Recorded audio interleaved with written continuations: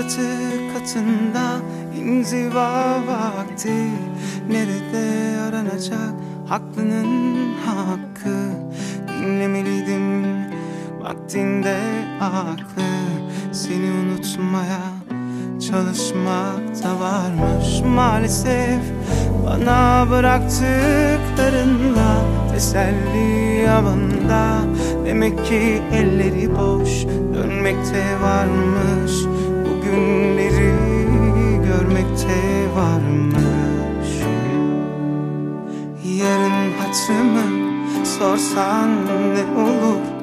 Bugün nefesimi kırdın bir kere.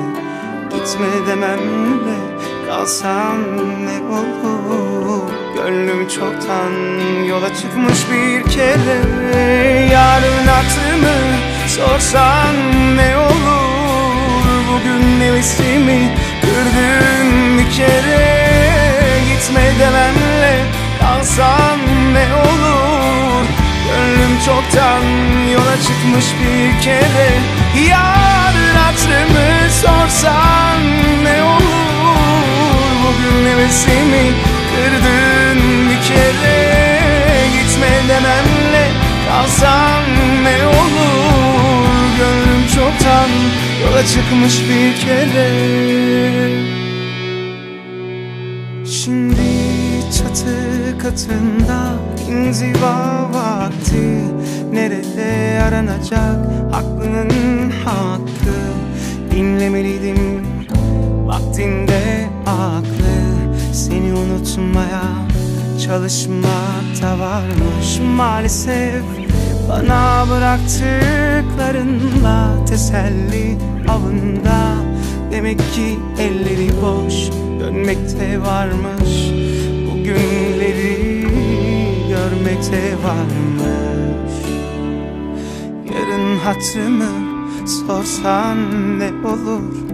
Bugün hevesimi kırdın bir kere. Gitme dememle kalsan ne olur? Gönlüm çoktan yola çıkmış bir kere. Yarın hatırımı sorsan ne olur? Bugün hevesimi kırdın bir kere.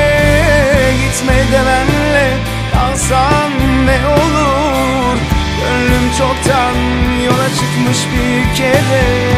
Yarın hatırımı sorsan ne olur?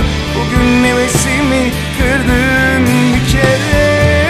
Gitme dememle kalsam ne olur? Gönlüm çoktan yola çıkmış bir kere.